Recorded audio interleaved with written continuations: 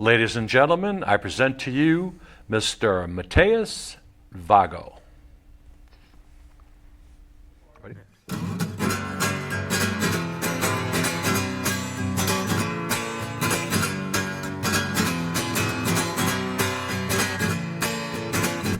Won't you tell me the words I fought so long to deserve? All I wanted was to hear you say. Won't you show me the way to live, they say to me. Surely I was meant to stay. I need to know what's in that case, 'cause it's been far too long, it's driving me insane. And I need to know what's in the case, but it's maybe for the better. I better get away from it.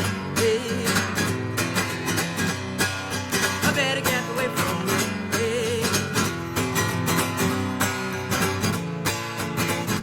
Won't you free my mind from all the thoughts going on inside?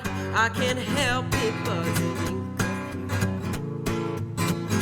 Surely I'll regret finding out the things they've kept. I'll keep my distance far away. Hey, I need to know what's in the case, 'cause it's been far too long, it's driving me insane. And I need to know what's in the case, but it's maybe for the better. I better get away from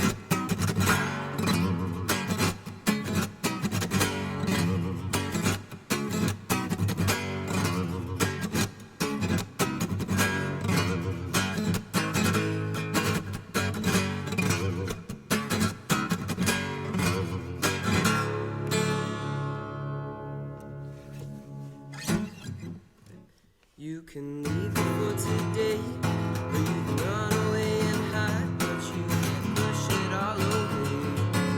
Free away your mind, it'll always chase after you until the end of time, and that's on you. You can start a brand new life, and you can work a brand new job, but you can never change the past that haunts you all life long. You can start a whole new family, but you know that it won't be the change of the day. You may live a long, long time, it's you against your mind. I know you wish you'd never done a thing. You can run and you can hide, but it'll follow you for life. You've got to face the music and dance. Whoa, you fake your whole way through and act as if you're not the same old person that we knew. Nobody has forgot, you will never live as free again to know that you once have, and that's on you. Oh, you say the things you know that you don't really mean, just to prove that you're still standing on your feet.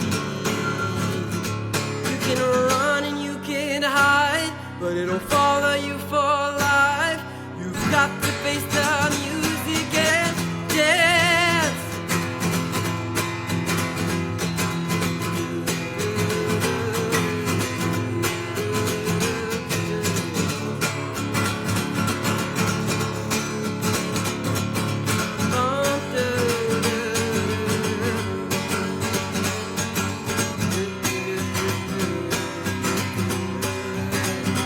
You may live a long, long time, it's you against your mind. I know you wish you'd never done a thing. You can run and you can hide, but it'll follow you for life. You've got to face the music and dance. You can run and you can hide, but it'll follow you for life. You've got to face the music and dance.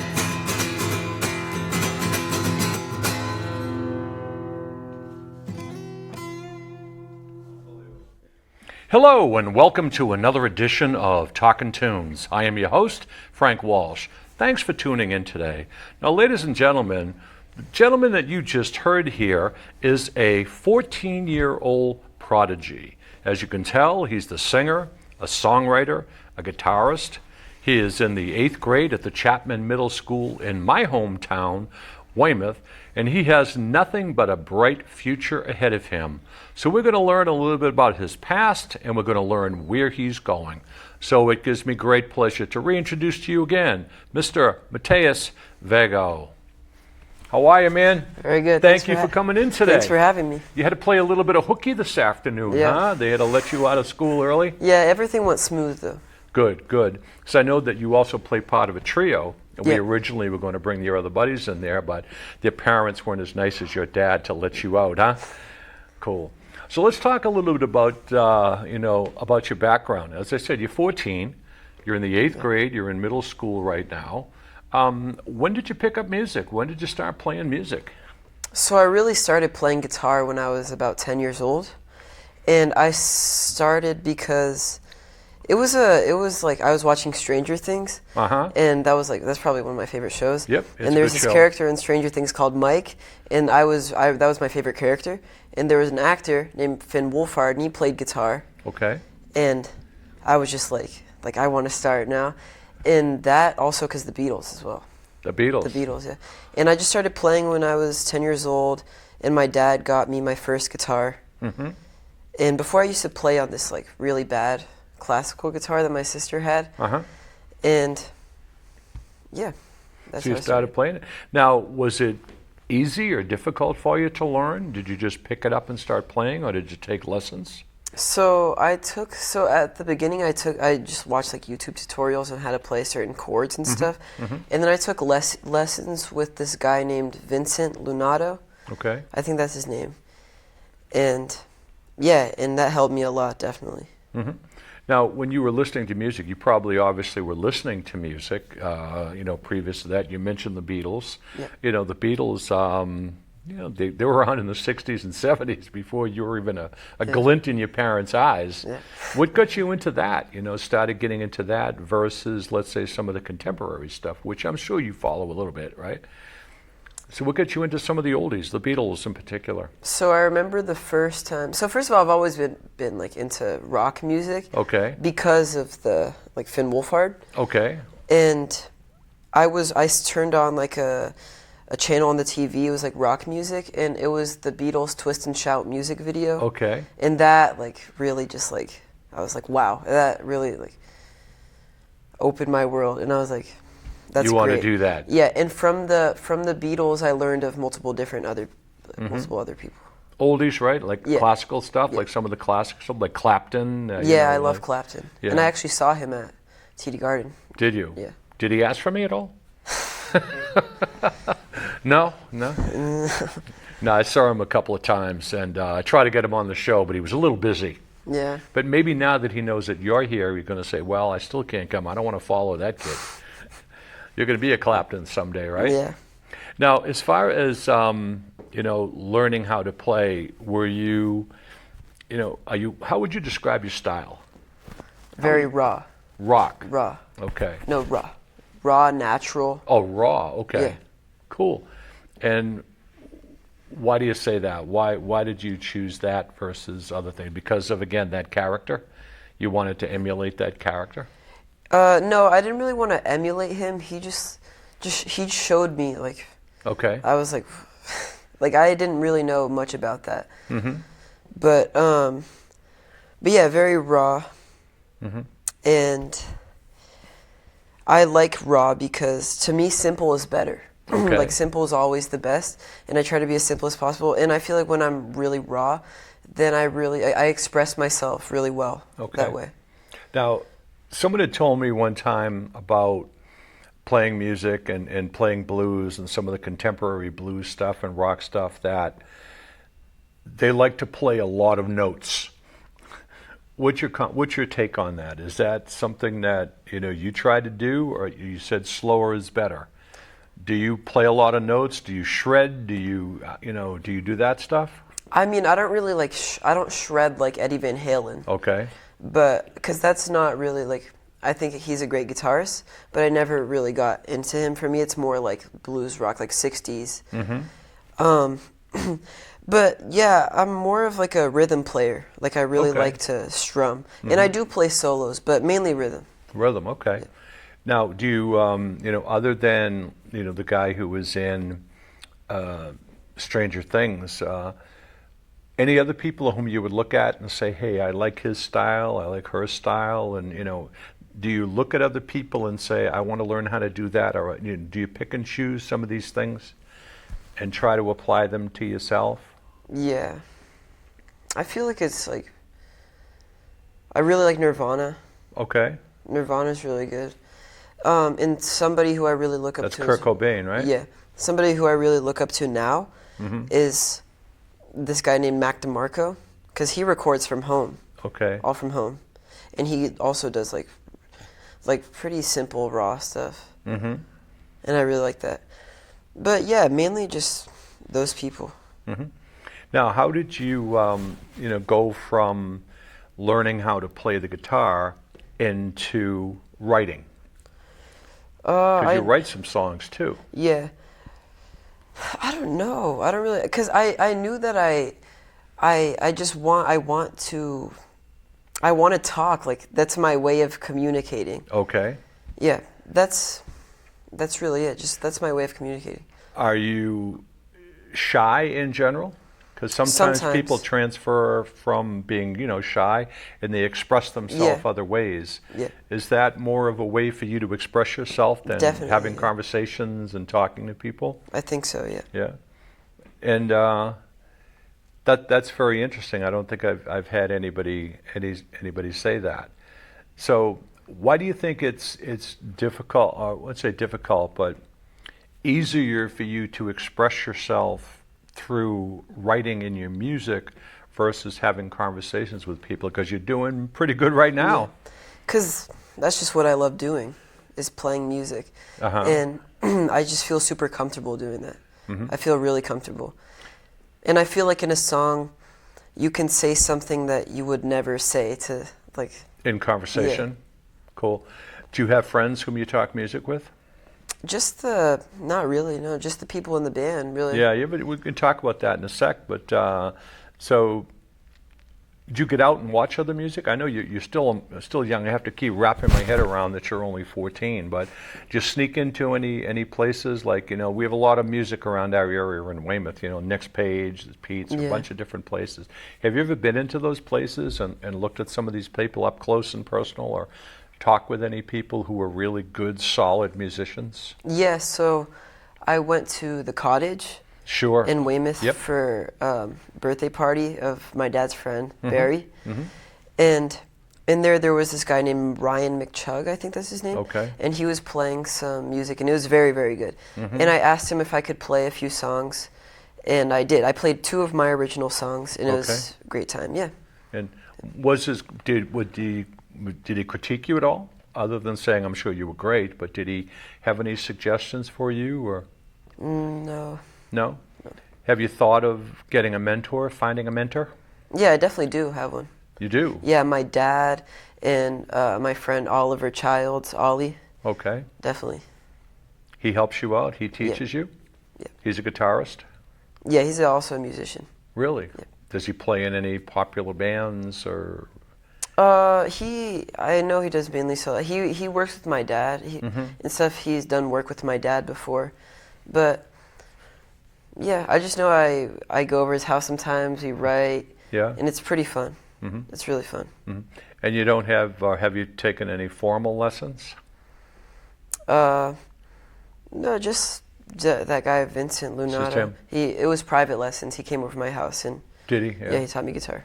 How easy or difficult is it to learn from somebody who is, a lot better than you? Is it easy for you to pick stuff up? It's quite easy, yeah, because, I don't know, I'm so interested and focused on it. Okay.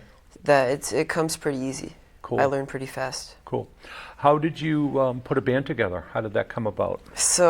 And who are the 2 other players in your band? So the bassist in the band is called Utah Hardy, and the drummer is James Conley. So basically how that came to be was, in school, I knew Utah since 6th grade. I never really talked to him, but I've known him since 6th grade. And then in 7th grade, we had class together. We were in the same math class. And then I had this guitar class in the school. It's just like one of the music classes and stuff. And the teacher, Mr. Salucci, great guy. But there was another teacher called Mr. Landry. Okay. And he was like, he had the club for after school. And it wasn't like regular band, because with like the clarinet, saxophone, stuff like that. Right. It was like actual like band that like there was guitar, drums, bass and stuff. And he told me like, why don't you join there? Why don't you join it? And he said Utah plays it. I didn't know Utah played the bass at that time. I was like, Utah plays? Really? And then in math class, I spoke with Utah. I was like, you play the bass? I heard you play the bass. And he was like, yeah. And I joined the club for a bit, but I got pretty bored of it. One, because we didn't really have a drummer. And Utah's came over my house a few times to like jam and stuff. And we knew we wanted to start a band, but it was super hard to find a drummer, especially nowadays. Like most kids play sports, which is good. Right. But not that many, or maybe just in my school, not many are very interested in music, doing that stuff. But yeah, and then I got pretty bored of the club because we were just playing like jazz blues music, and that's not really what I'm into. I'm into the blues, but mainly like blues rock. Okay. It was mainly jazz anyways. Like Joe Bonamassa, that type of stuff? Who do you listen to for your blues, like you would consider for your blues? Clapton. I like Elmore James. James, sure. And I like I like Dwayne Allman. Good choices. But yeah, And then one day, I think that Utah had known James for a while. I'm pretty sure that's what he told me. He's known James for a while. And then he said I found a drummer, because Utah still kept going to the clubs, even after I stopped. And then I was like, why didn't you tell me beforehand? Yeah. And then the next day I went, and it was like, we didn't even like announce it. Okay, we're a band now. It just like kind of came together. Right. And we just knew. And then we started practicing at James's house in his basement. And now every once in a while we go to my house or Utah's house to rehearse, and it's really, really fun to play in a band. Who's lead? Would you consider yourself the leader of the pack? Sure, yeah. Yeah. And how do you pick songs? Like, how do you, the three of you, get together? How do you collaborate and say, okay, I want to play this, I want to play that, I want to play this? How do you put your songs together and decide what you're going to play? Like for covers or? In general, yeah. Let's say covers, yeah. So usually I just like, say if I really like a song, there's this song that I really like and I would love to play it. I just go over to them and see what they think. And usually like we give it a try. If it doesn't go well, we usually don't play it. But if it does go well, we end up playing it. Right. And for originals, it's usually whenever I end up writing like a rock song and stuff, like a really energetic rock and roll song, I usually bring it to them so we can play it live and stuff. But I wrote this slower song that we've been playing. That was like a first. And yeah. Where does your inspiration come from? You know, do you just wake up and see something? And what inspires you? What pops into your head to say, hey, I want to write a song about that? Where does that inspiration come from? Usually I just look at my guitar and I admire. And I'm just like, wow, I just need to pick that up. I can't ignore it. Right, but as far as the words, writing a song, you know, not so much the melody, but, you know, will you write a song? And you know, your inspiration comes, okay, I'm going to write about, you know, I'm going to write about the moon. I'm going to write about it's usually a love song. Yeah, where does it come from? It's usually things that interest me or things that I've been through before.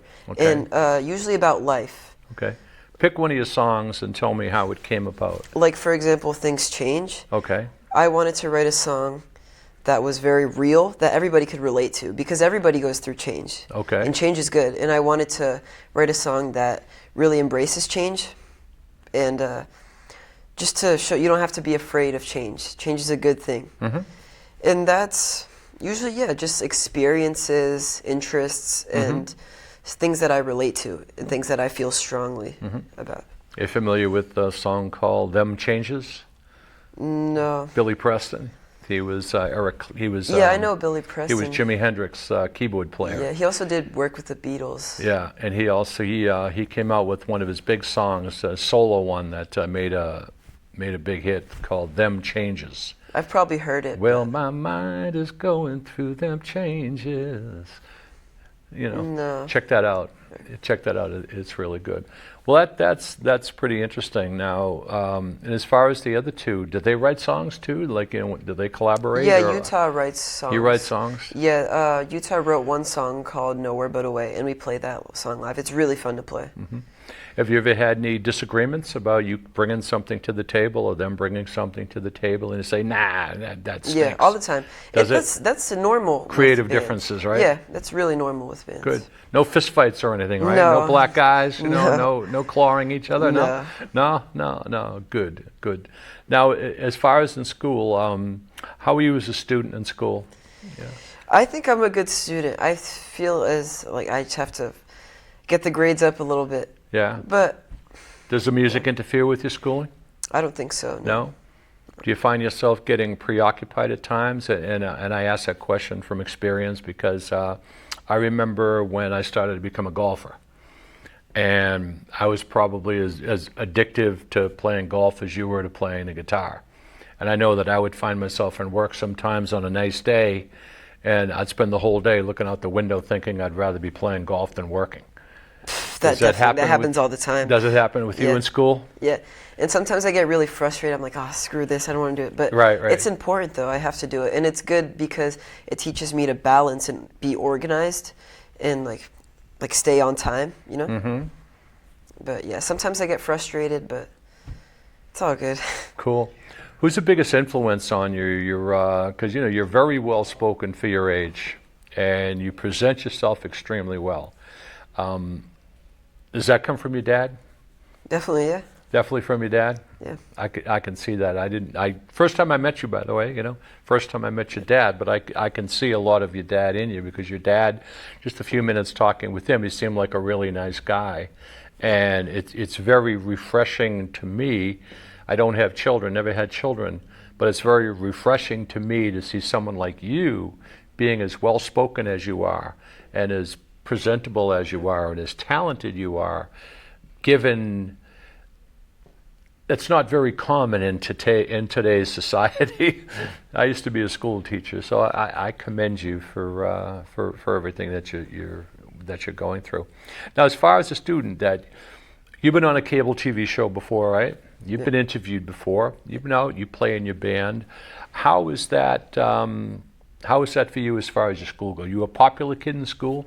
People point the finger and say, "Hey, there's Mateus. There's Mateus, that guitar guy. Hey, he was on TV." I'd say so, but I think that I've been there for a while. That it's like kind of normal. They know you. Yeah, it's not really like I'm not gonna like say I'm the most popular, because I don't really try to go out there. I don't really try to go out there, but I feel like it's like I see everyone every single day. It's not like anything too special. Girls give you the googly eyes? You're at that age. Have you discovered girls yet? You're 13. Yeah, you're 13. You discovered girls yet? Yeah, definitely. Good for you. Good for you. What do you do for fun? What do you do when you're not playing music and you're not? What do you do for fun? Hang out with friends. Yeah. Yeah. Talk with dad. Talk with family. You one of those kids always on the phone? Yeah, I mean, I'm on the phone talking with my friends. I don't really like to gaming, no, and all of that. that. You don't do that? No, I used to. Yeah. I was a heavy gamer. I used to play Fortnite a lot and a lot of Call of Duty. Yeah. But not anymore. Not anymore. Any brothers, sisters? Yeah, I got an older sister named Bella. Any music in her? No. No? No, she's assistant nurse.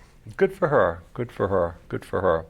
Now, I think this might be a good opportunity to take a little break and hear a little bit more of your music, and then we're going to come back and talk a little bit more about Mateus Vago. Okay. So, ladies and gentlemen, sit back and relax, and once again, listen to these musical stylings, and we'll be right back.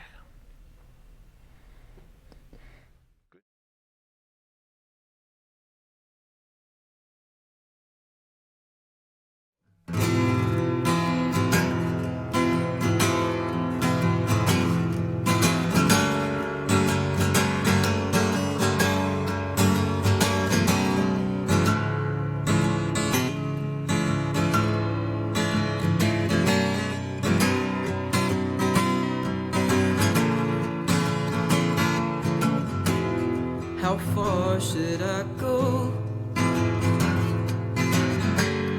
How far should I go?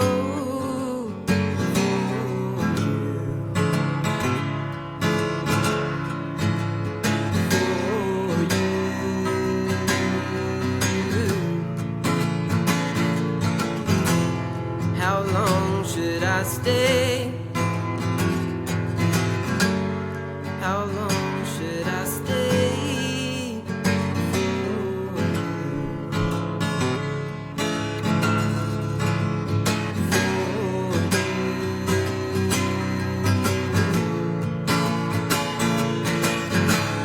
But it's been far too long,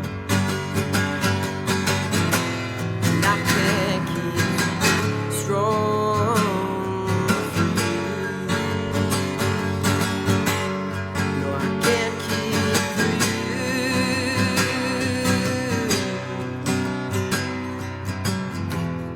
How long should I keep?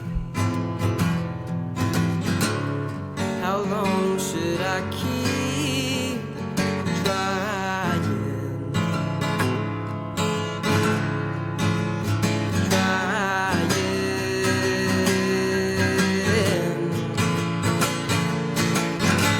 But it's been done too many times, and I won't change my mind.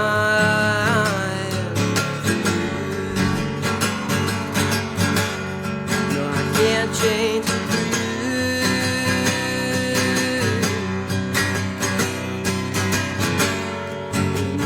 now I look back on times that I've missed, I'll never get back. I'll never get back.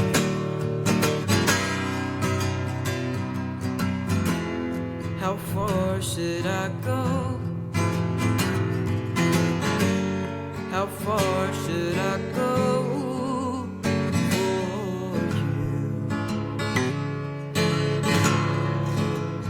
For you.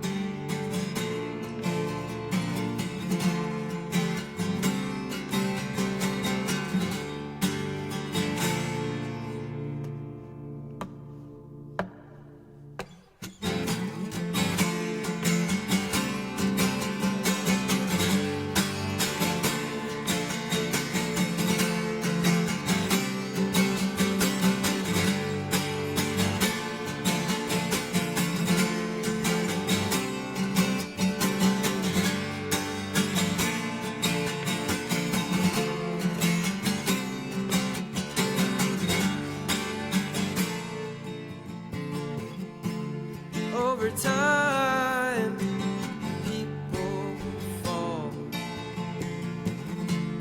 Some will quit and some will stay.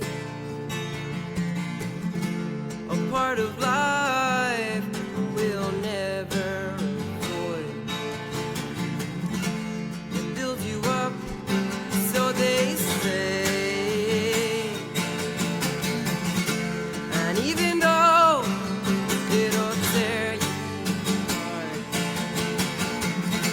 it's just the way it is. Another home will be waiting for you. Settle down and there you'll lay. You won't forget. You won't regret. Soon it'll change. Just stay and rain. And even though it'll tear you apart, it's just the way it is. Another life will be waiting. Settle down and there you'll lay. Whoa, whoa, whoa, whoa,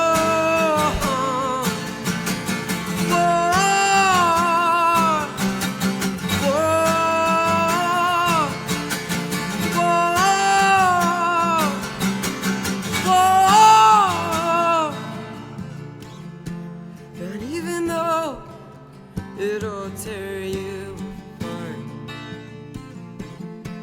it's just the way it is.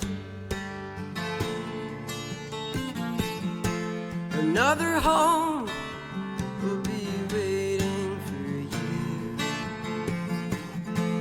Settle down and there you'll lay.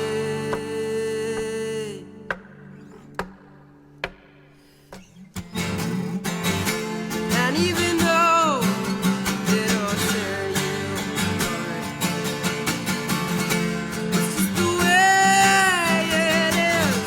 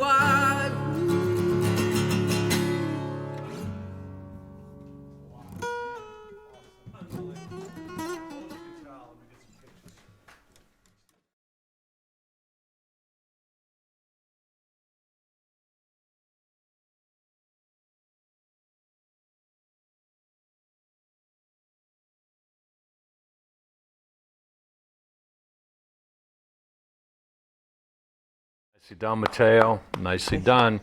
I told you would not be disappointed by this young phenom. So let's pick it up again and let's talk about. You have a project in the works right now that you have some music that you've written and you're going to be producing a CD. Yeah. So talk about that. So in my parents' Some of the songs you play today are going to be on that CD? Yeah. Cool. So in my parents' bedroom, because I have to use that one because me and my sister share a room. Okay. But yeah, in my parents' bedroom, I set up like a desk. There's electric drums, a bunch of microphones. It's literally like a mini studio in there. Okay. And I record all on Logic. Okay. And I've been recording an album, all homemade, and I've been practicing my mixing skills for about a year and a half now. Mm-hmm. And I've released a song already, a single that will be on the album called Better Kept Away From Me. I think I've heard that. It's posted out there, right? I've heard that. Recorded at home, mixed at home. Right. And that was like my first thing. Cool. How many songs are you going to have in your CD? 10 songs. 10. Yeah. Do you have a title for it yet? Not yet. Maybe I have a few ideas. Okay. And is it going to be hard copy, or is it going to be all streaming, or is it all going to be electronic? It's going to be like on all streaming platforms, but I'll get I have some CDs, blank CDs, and I want to put them on CDs as well. Cool. Now, do you have any, I know that you being younger, you don't have a big social media presence other than on YouTube. You post a lot of stuff on YouTube. Yeah, YouTube you have and your Instagram. own YouTube channel and Instagram. Why aren't you on Facebook? Use it. You're on it, but why don't you use it that much? I don't use it that much because, like, I don't know. To me, I usually see like TikTok, Instagram, and YouTube as like the big platforms. Okay. That I feel everybody's on. Okay. And stuff like that. But that's just the way that I see. Like, I still post on Facebook because like it just goes, like, my Instagram post goes automatically to Facebook as well because those two are like connected. But I'm not sure. Don't know if we're Facebook friends or not. I don't know if we are. But anyway, let me just throw this at you because, like, being on here, take a little video and post it out there.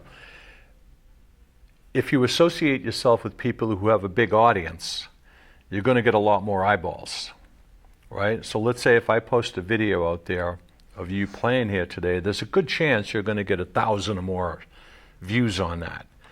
And that translates into people saying, wow, this kid is great. And it also translates into when you start to play and go out, you're going to put fannies in the seat because they want to go and see you. So you may want to think about that from a marketing perspective, because there's no such thing as bad advertising, and it doesn't mean that you have to be out there and post every 5 minutes out there like some people do, but it's a good tool to develop a base of musicians that you can see them, but more importantly, they can see you. Yeah. Does that make sense? Yeah. Think on that. I post to social media every single day. On Instagram. Yeah. Instagram, YouTube, and TikTok. YouTube. I see a lot of your stuff on YouTube. Yeah. And Facebook as well. But right. I don't scroll through Facebook or right. usually use Messenger. Right. But just a suggestion to put some stuff on Facebook and develop a base. Like, if you have me as a friend, you'll see my stuff and you might see stuff and say, wow, I like that. Or, gee, Frank, I want to meet this guy. You know what I mean?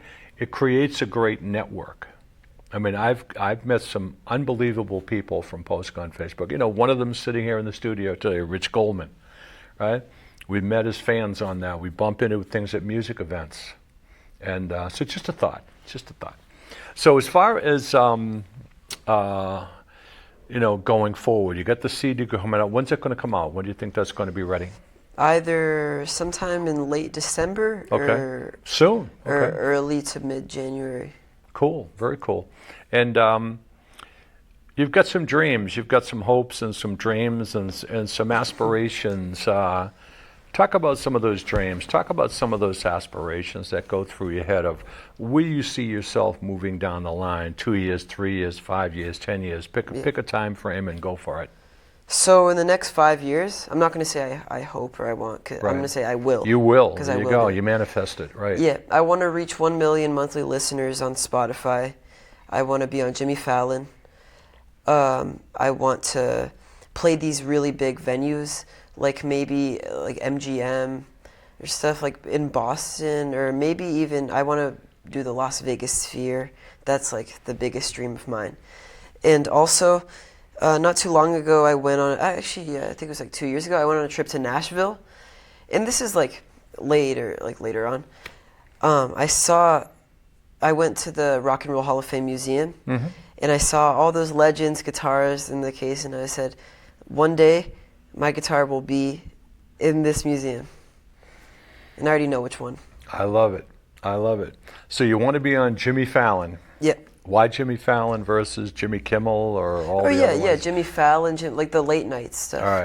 Because I've always, ever since I was little, I've always loved watching those, and that would be great too. Because, you know, Jimmy Fallon's a big fan of the show, you know. Of this show? No. Well, you never know what can happen. Stranger things have happened. Stranger things have happened. There are a lot of people who watch this show, they would never admit it.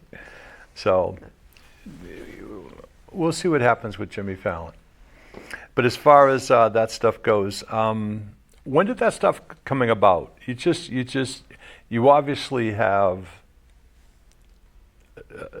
maturity beyond your years. And again, that's a compliment to your parents. But let's go back for one thing, and let me jump in at one point. Rich Goldman, who is sitting here in the audience, asked a question about getting those thoughts when you're sitting in the classroom and being distracted. And talk about that a little bit. You say it happens all the time. Is there anything that triggers that? I don't know. Usually it just happens with just one word. It just happens, like, right? You know, sometimes it's the little things that stay in your head for a long time. Yep.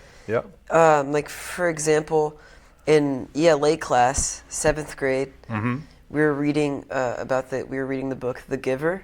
Okay. And before that, we were doing a bunch of different other stories that were like somehow connected. Like, I think it was like dystopic. I don't remember a lot like dystopic stuff. Okay. And it was a lot of stuff about perfect worlds, and everybody should be equal. So say if you were more attractive than somebody, they would put a mask on your face, and they would do a bunch of this stuff just to make you equal to that person. And it was just like prison, you know? Right. And I got that idea, and I wrote this song called Perfect World, and that'll also be on the album. And yeah, that was the first song that I've written that the lyrics came first. And I was taking a shower, and the lyrics came to me. I was going to ask you which came first, the lyrics or the melody? The melody always comes first. This was the first time that the lyrics came first. No. How do you come up with some of the riffs? How do you, I'm sure you've heard a million songs. You probably listen to the radio and listen to all these things live. How are you constantly thinking of trying to come up with new riffs? Something different? You know, you're trying to separate yourself from the pack, or you're just kind of still, treading the waters and see where they take you?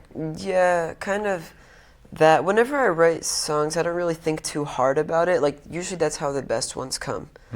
Like, you just sit down on your couch with the TV on, just like with a guitar, and you're playing, and then you play a note or a chord progression that sticks out to you, and you're like, wow.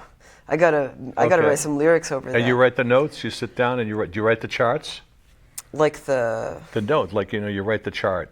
No, just lyrics I write down. Just the lyrics, just the okay. lyrics, yeah. And then keep the melody and everything. Yeah, because I can't read music. You can't? Yeah. You interested in doing that? No. No? No. Okay. Is that a blessing or a curse that you do or don't? I think it's a blessing, really, because I've learned to use my ear. Okay. That's what I use the most, just my ear. Cool.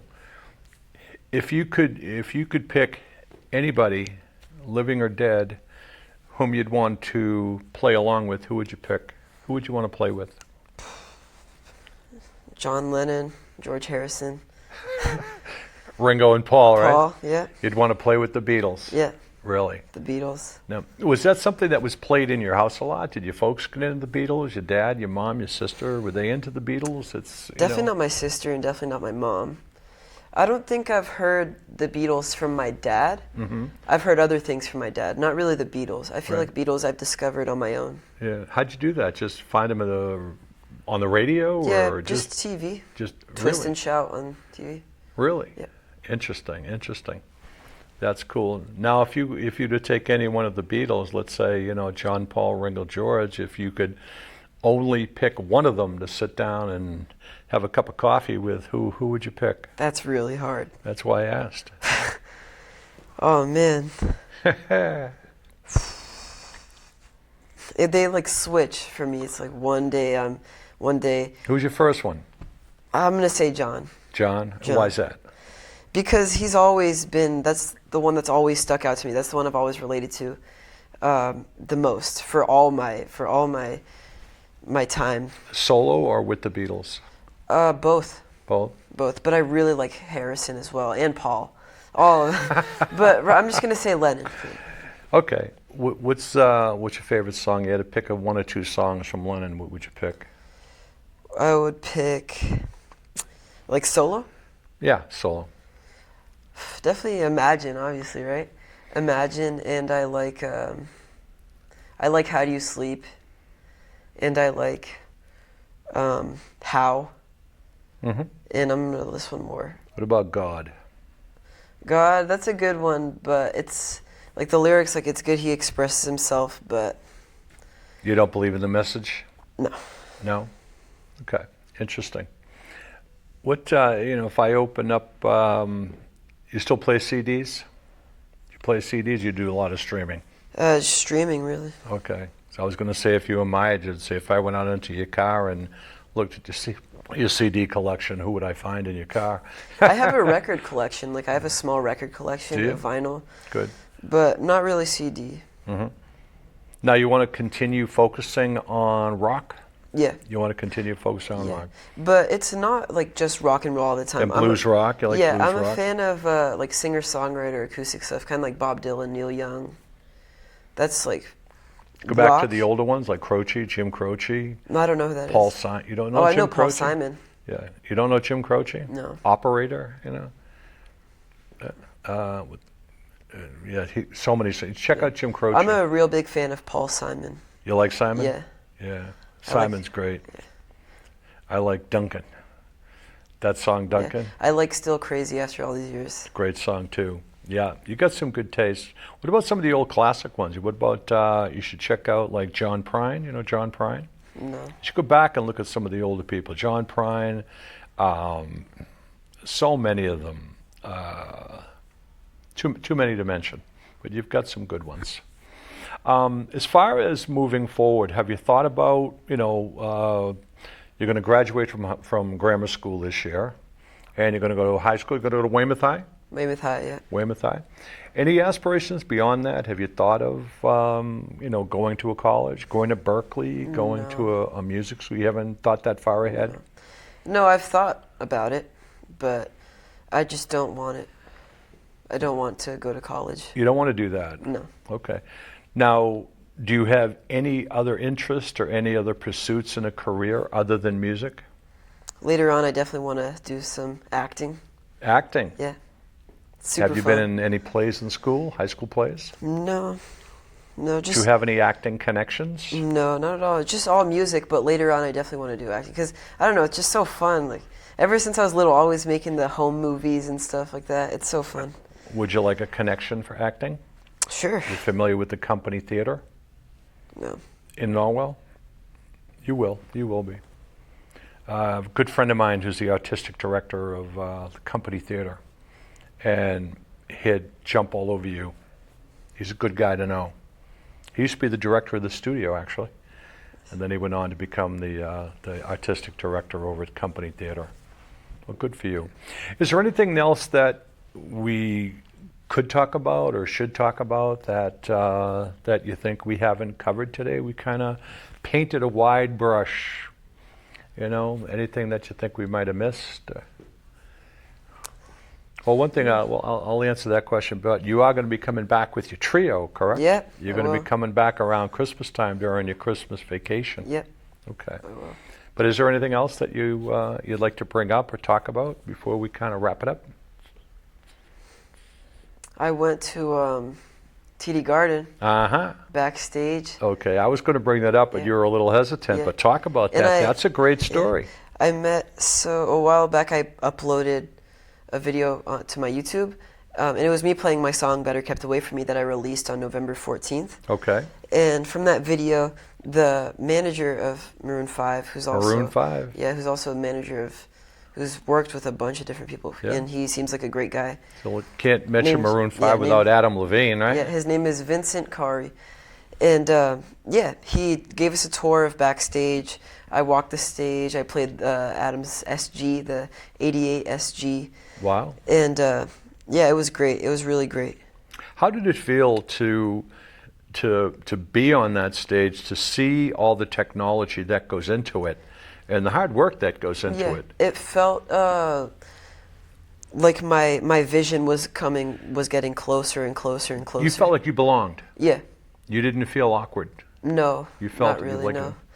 And I just remember when I was like standing on the stage and I saw all the seats, I was like, wow, like now I really got to get close to my vision, you know? Well, keep that vision, because I'm a big believer in that. Did you ever read the book The Secret? No, I'm not a big reader. You're not a reader? Okay. Well, what you're talking about, there's probably next to the Bible, it's one of the best-selling books over the last 10 years. It's called The Secret, and it's exactly what you're talking about, manifestations. That you don't say, I am going to do, you know, I think I'm going to, it's like I will, Yeah. and you throw it up, but you know, you could be a co-author of the book the way that you've been talking today. And anybody to whom you want to give a shout out? Any Yeah, I want teachers? to. There's a lot of people I want to Give some shout outs. Shout it out. This is your show, kid. Mom, sister. What's your mom's first name? My mom's first name is Vivian, Vivian. and my sister Bella, and my brother-in-law Eric. Okay. Keep Is going. that my brother-in-law? Yeah, my brother-in-law Eric, Barry, Oliver, Any teachers? teachers. Yeah, Mr. Byrne. Mr. Byrne. Mm-hmm. Mr. Byrne was my science teacher, and Mr. Del Vecchio. Okay. Mr. Del Vecchio is a good guy. Mhm. Miss Caterer, Miss Dorney. My teachers now, I feel, there's so many to name.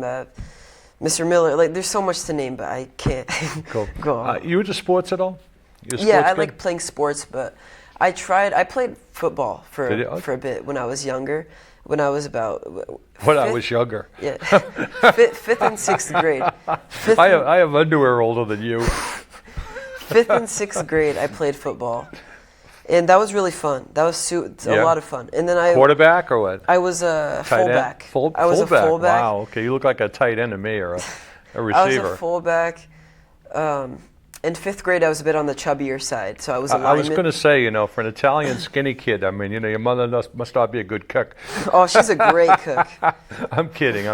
Yeah, but yeah, I played football, and then after that, I played some soccer. Cool. But I was horrible at soccer. Really? Yeah, I was really bad at soccer. And a good story is at our first show with the band, I stopped showing up to practice Okay. and games because I was just rehearsing with my band. Yep. And I remember at our first show, and I saw my coach sitting in the crowd, and when I saw him, I felt so relieved because now he knows why I was skipping practice and Aha. not showing up. Cool. That was great. Cool. And one other question, I'll let you go, is anything that you would change about yourself? I mean, you know, you're only 14 years old, and you know, there's going to come a point where you're going to look at yourself in the mirror, or maybe you already have. Is there anything about yourself that you would like to change, either for the good, the bad, or the indifferent?